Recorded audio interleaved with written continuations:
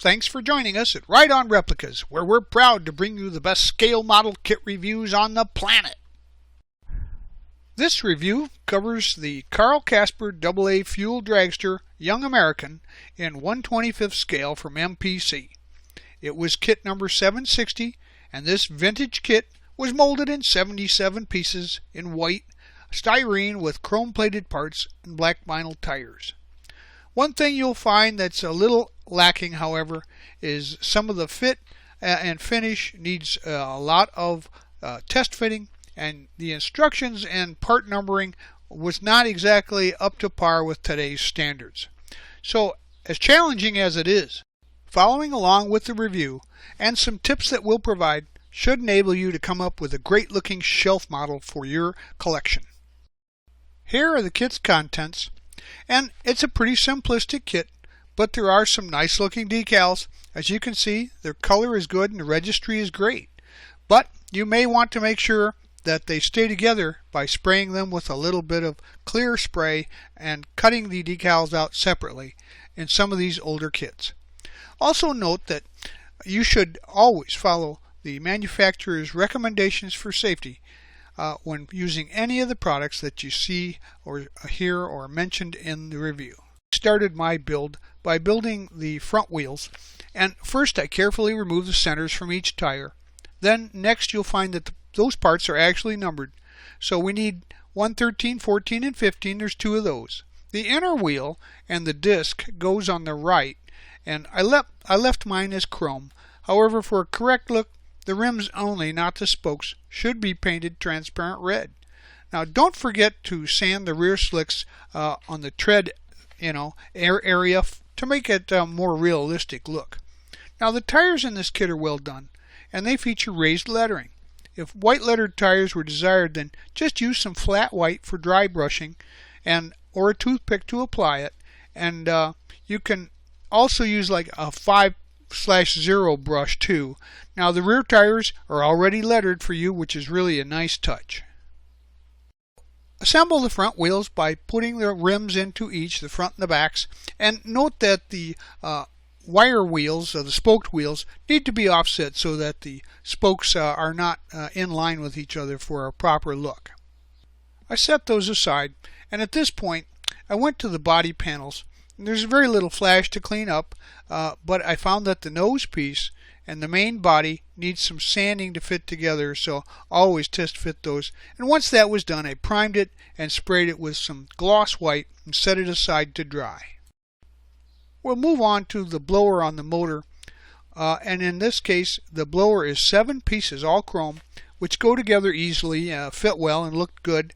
Remember to scrape the chrome off wherever your mating surfaces are so that the glue will adhere. So I liked all the chrome, so I left it that way, but for accuracy, the body of it should have been a gold, almost brass color. And the one thing I mentioned here is that when installing the pulleys, I ended up using some super glue to get those to stay in place once the belt was on, because it adds some tension. One of the highlights of the kit is the 426 Hemi engine. It features a pretty good version of it with 15 pieces. So I decided to paint the motor Testors Sea Blue to go with my red, white, and blue theme. But for correct historical accuracy, you would paint it gloss black. Instructions of step 3 are pretty accurate.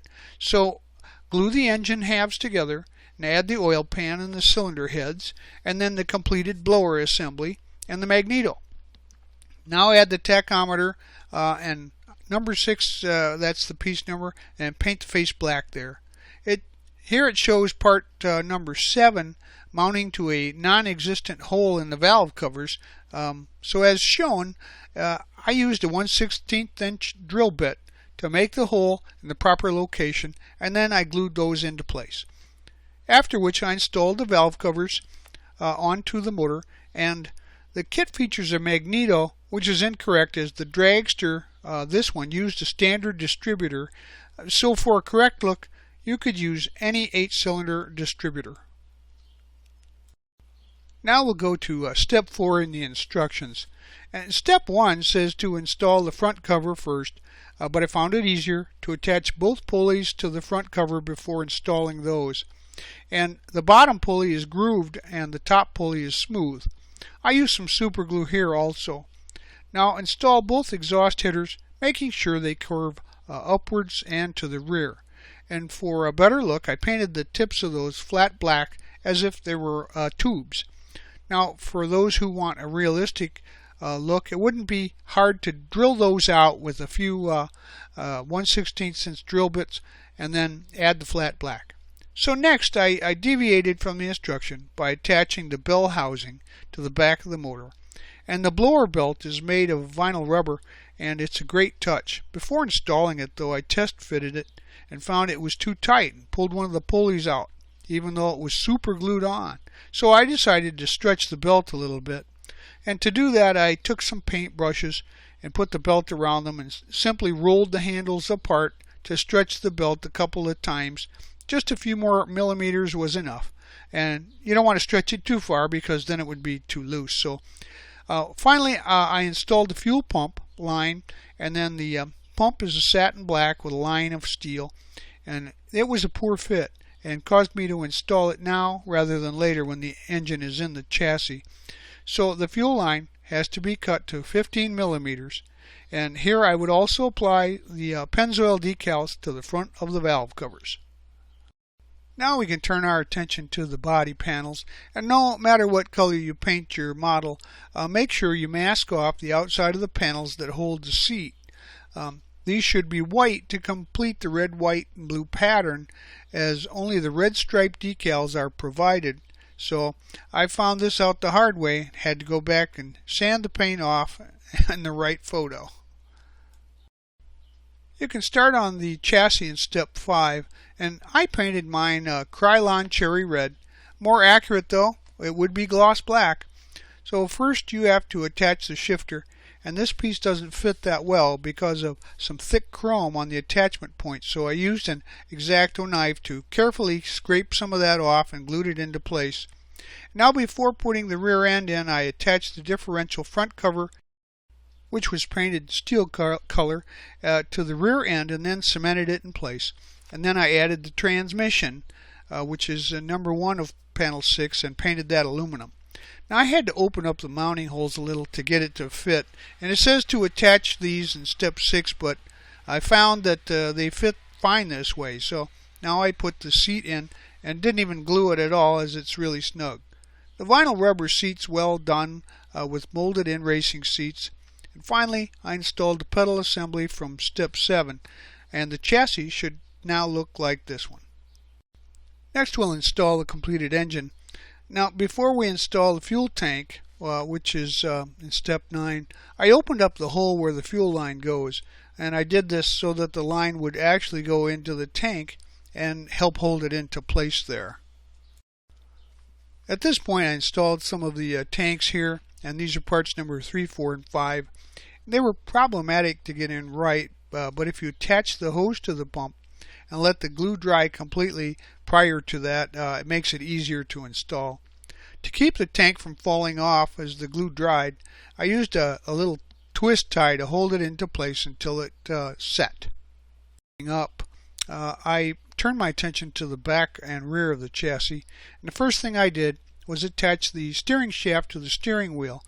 That's numbers 2 and 3 in step 7. And while that sets up, attach the steering unit, and as shown, there's a mounting notch in the right side of the chassis, but the left side, the white circle, just sits on the chassis rail. So to get the piece aligned properly, I detached the right side to the notch and then ran the steering shaft through the bracket on top of the differential. Then I attached it to the steering unit.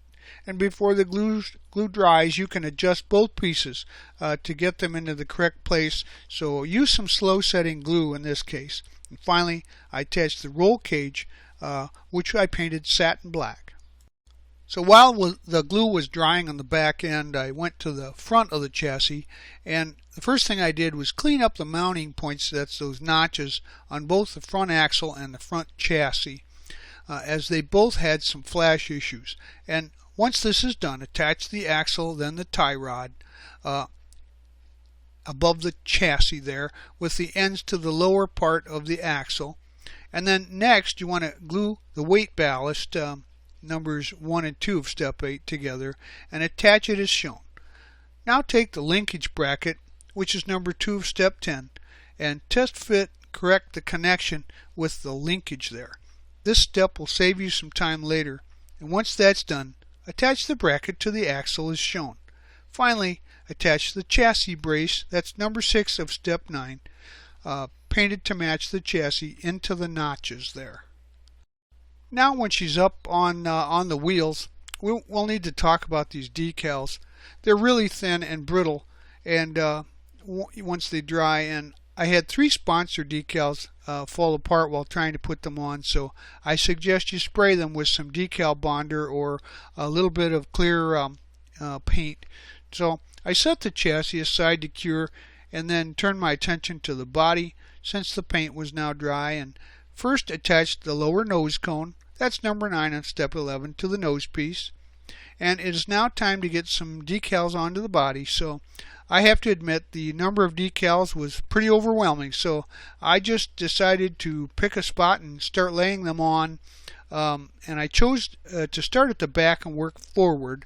So I started by applying the decals, number decal 2 on step 11, to each of the rear side panels, and then added the Goodyear badge, and next decal number 1 in step 11 to the small top cover. And this looked okay, but I decided to add the optional Casper driver decals here, as well as the AHRA and NHRA decals to fill some space and be a visual cue. I also attached the windshield at this point using a little bit of white glue. Now we're working with the decals, and this is probably one of the highlights of this kit, so we'll need to discuss these at length. So bear with me, but you'll also need to decide whether you want to glue the nose piece on. That's part number 11 of step 11 to the main body there, part number 5 of step 11, and together or leave them separate. So I chose to leave mine separate, so I needed to cut the decals accordingly. I did, however, temporarily tape them together using some magic tape there to make sure that they had a good fit. To begin with, apply the long red stripes, number 6 in step 11, to each side, and the Young American decal shows as one in the instructions, but there are actually 3 separate decals. Now apply the rear part of the decal as shown in figure 12 to each side. And for the front part, you have to cut it, so starting at the rounded edge, count 4 stars and make your cut. Now apply the decal as shown to get the spacing right, and then apply the Young American section centered between the others. Apply the cut section to the decal and to the nose piece, and followed by decals 8, 10, and 7 on step 11. Now decal 7 needs to be trimmed up prior to being applied, and at this point decal 6 should be dry enough to apply the sponsor's decals over that. Unfortunately, I had to omit mine as they pretty much fell apart in the water, so like I said, use a little bonder or some clear lacquer to give this a light coat so they stay together, and cut them out separately. On figure 12 and 13 here, I labeled their locations. And finally, I had to cut decal number 1, which is in step 12, for the removable nose piece. It should be cut at the tips of the eagle's wings and applied as 2 different decals. Now there's a notch in the body for the fuel pump, so once the decal is dry, carefully remove the decal from it with a sharp hobby knife blade. And at this time, you should also open up the holes in the rear panels by removing the part of the decal that covers it. Now this is easily done with the X-Acto knife, working carefully. Once all your decals have dried, I recommend using some decal setting solution to get them to stick to the contours of the body, and remove the magic tape holding the body together, and then take the completed chassis and attach the rear side panels, which is number 3 in step 11. There's 2 of those, and the rear top panel, number 4, if you want it cemented in place. Now I decided not to glue the top panel on, but I did set it on with a rubber band around the side panels to hold them in place while the glue dried so that it would be in the proper shape. So now as I was installing the body, I noticed there's about a 1 millimeter separation between the end of the body and the start of the nose piece. To address this, I looked it over and decided that removing a millimeter from the front of the body would work, and this allowed the body to slide forward and close the gap. Next, I installed the front wheels using the wheel caps, and then I removed the rubber band and installed the front trailing arms. Next, I installed the steering linkage from the linkage bracket to the steering unit using the 2 mounting brackets. And this is pretty simple due to the test fitting we'd done earlier. Now I'll apply decals number 1 and 2 in step 13 to the outside of the seat panels and attach the parachute. I painted this parachute satin black, and all that's left is to put on the rear tires. So first attach the brake, and then next the wheel backs, and attach the retainer ring, and then finally install the rims and tires on, and she's done. Well, there you have it. This kit looks great if you put in the time and some patience to get it to a good looking finish. You're going to need plenty of decal setting solutions, and you'll have to treat those properly, as these vintage kits sometimes deteriorate their decals. So if you do that and cut them out separately, you should have no problems with them. A lot of test fitting will be needed, but this is an iconic model of an iconic dragster, and it makes for great subject matter on your display shelf. So if you've got the chance, look for one of these out on the online auctions or in one of your full-line hobby stores. Put it together and put it on your shelf. Well, we hope you like this step-by-step premium scale model kit review, and so that you don't miss any more, please subscribe to our YouTube channel. But you can find us on Facebook and at our website, www.rightonreplicas.com. Thanks!